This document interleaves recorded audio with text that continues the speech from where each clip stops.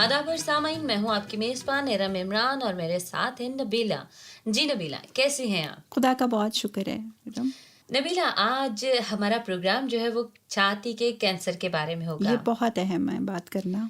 लेकिन नबीला, हम जानते हैं कि छाती के कैंसर का अनुमान अच्छा तो नहीं लगता है, मगर हर औरत के लिए इसके बारे में जानना बहुत ज़रूरी है। जी, क्योंकि हर औरत को इसके होने का खतरा होता है। हमें परेशान होने की ज़रूरत नहीं है, क्योंकि आज इसके बारे में हम काफ़ी मालूमात आप तक पहुंचाएंगे। बिल्कुल ठीक। हमें अपनी फ़िक्र करते रहना चाहिए और कैंसर की शिनाख्त के लिए अपने जिस्म का मुआयना करते रहना चाहिए। आप खुद अपने जिस्म का मुआयना कर सकते हैं। इसके लिए किसी डॉक्टर के पास जाने की ज़रूरत नहीं, बल्कि आप खुद अपने जिस्म का मुआयना करें और कोई तब्दीली, दर्द, गिल्टी, ख़ारिश, सूजन महसूस हो तो चेक करवाएं।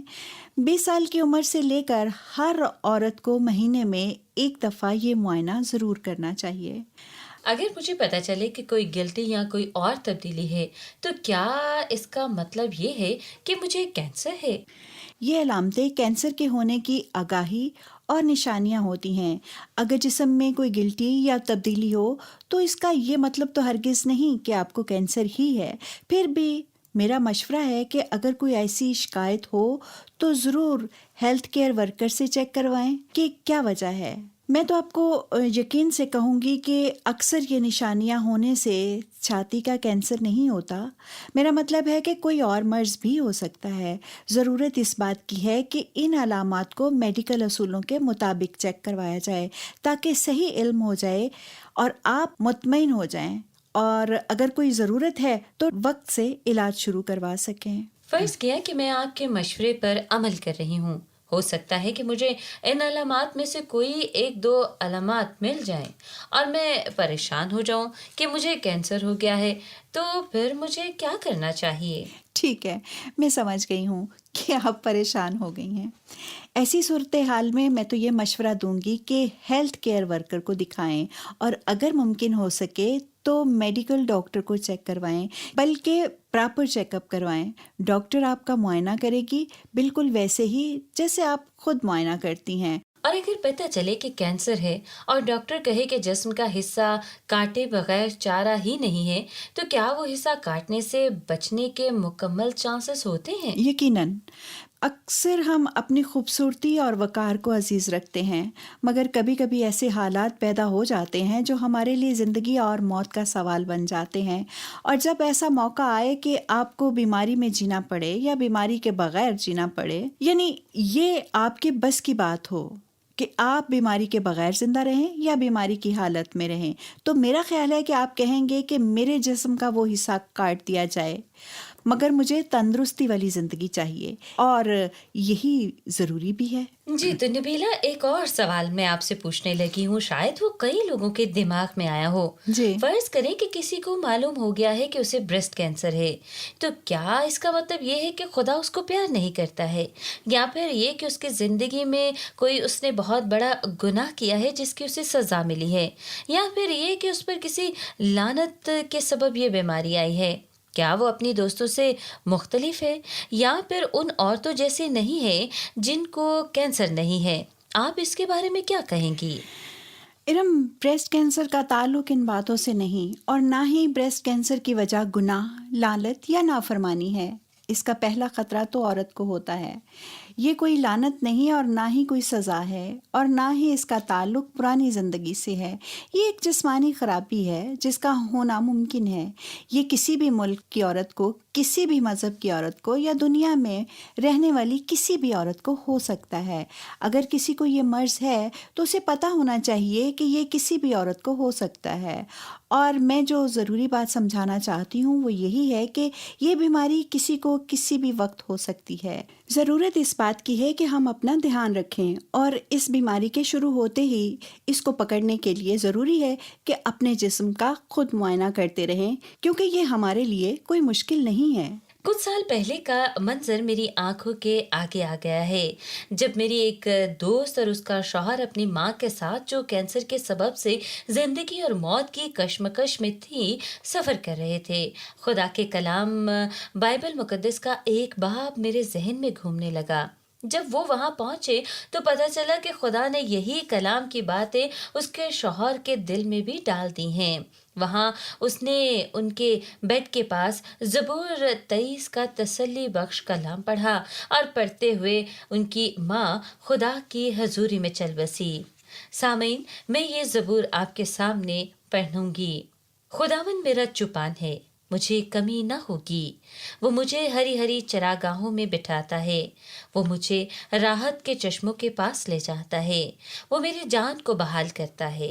वो मुझे अपने नाम की खातिर सदाकत की राहों पर ले चलता है।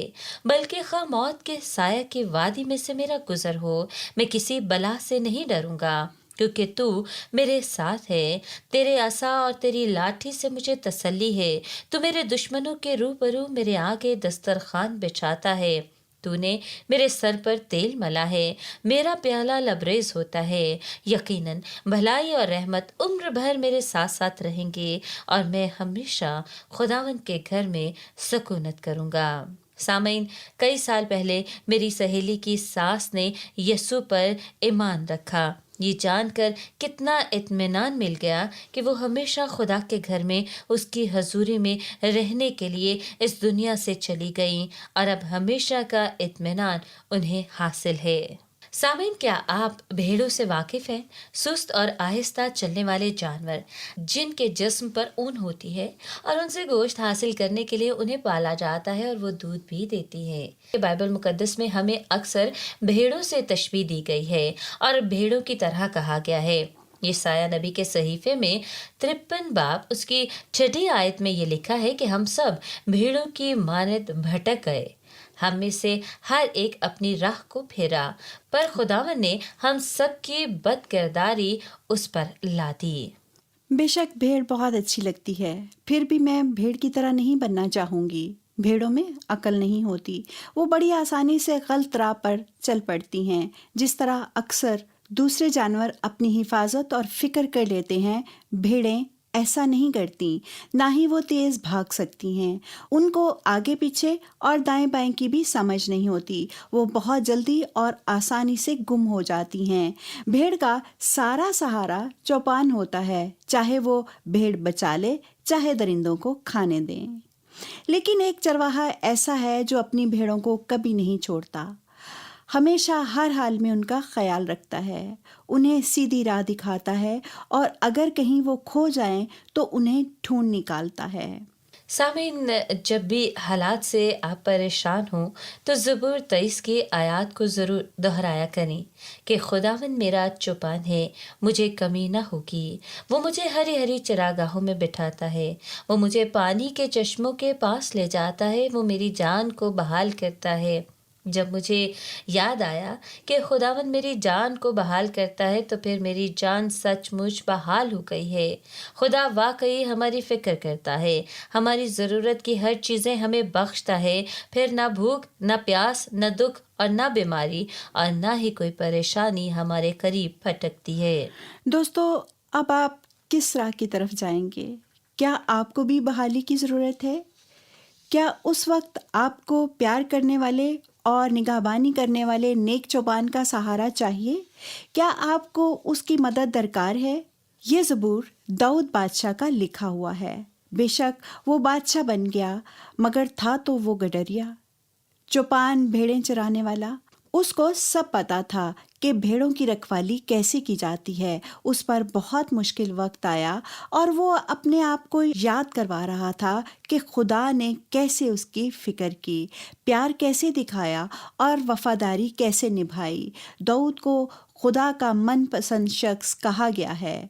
गडरिया होने के बावजूद उसके पास खुदा की मोहब्बत का अक्स देखने के लिए और खुदा की पनाह का अमली तजर्बा करने के लिए बहुत वक्त था। उसको समझ आ गई कि भेड़ों की जान बचाने के लिए चरवाहे को अपनी जान भी देनी पड़ती है। उसने बहुत बार अपनी जान दांव पर लगाकर भेड़ें बचाईं और जंगली जानवरों को मार भगाया। सामीन, खुदा का कलाम हमें बताता है कि हमारे अच्छे चौपान यीशु मसीह हैं और हम उसकी भेड़ें हैं। उसने अपनी भेड़ों को बचाने के लिए अपनी जान दे दी। यीशु ने खुद कहा, अच्छा चरवाहा मैं हूँ। अच्छा चरवाहा भेड़ों के लिए अपनी जान देता है। बाइबल मुकद्दस में मकाशवा की किताब, जो मुस्तकबिल के लिए खुदा के मंसूबे को जाहिर करती है, बहुत प्यारी आयतें मिलती हैं। ये किताब मंसूबे को जाहिर करती है। ये किताब हमें बताती है कि यीशु दोबारा इस दुनिया में आएगा।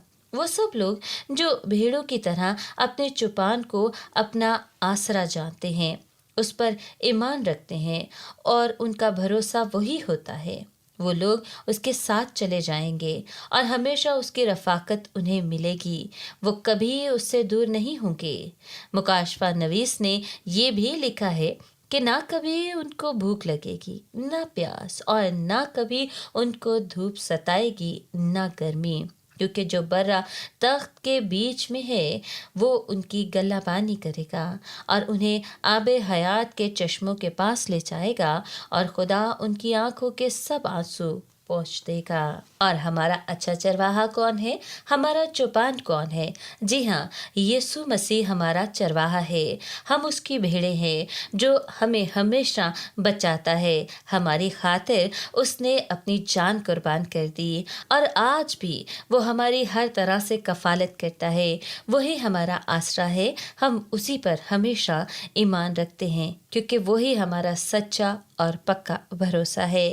आइए अब खुदा से दुआ करें और उसने हमारे लिए जो कुछ किया उसकी शुक्रगुजारी करें। ए प्यारे खुदावन यीशु, हम तेरा शुक्र करते हैं कि हम जिस वक्त तुझे अपना मालिक, खुदावन और निजात दहिंदा मान लेते हैं, उस वक्त हम तेरी भेड़ें बन जाते हैं और तू प्यार करने वाला अच्छा चरवाहा हमेशा हमारी गलाबानी और रखवाली करेगा। हम तेरा शुक्र करते हैं और हमें ये जानकर खुशी और तसल्ली मिलती है कि जब हम ये दुनिया छोड़कर ज़मीन से तेरे पास आसमान पर चले जाएंगे तो तू हमारी आंखों के सारे आंसू पोंछ देगा और हमेशा खुदावन के घर में हम सकूनत करेंगे। हमें उम्मीद है सामीन कि आपने इन बातों से ज़रूर तसल्ली पाई होगी और आप अच्छी तरह सोचें तो यकीनन आप अकेले नहीं। हम में से बहुत से लोग खुदा से नाराज़ हो जाते हैं, लेकिन मैं ये कहना चाहती हूँ कि ये एक नॉर्मल सा एहसास है। मेरे अजीज़ों, खुदा से नाराज़ होकर उसे कभी नहीं छोड़ना। वो आपको प्यार करता है और चाहता है कि आप उसे अपने दिलो जान से अपनाएं। वो हर वक्त आपकी फ़िक्र करने वाला चौपान बनना चाहता है। खुदावंद आपको बहुत बरकत दे। खुदा हाफिज।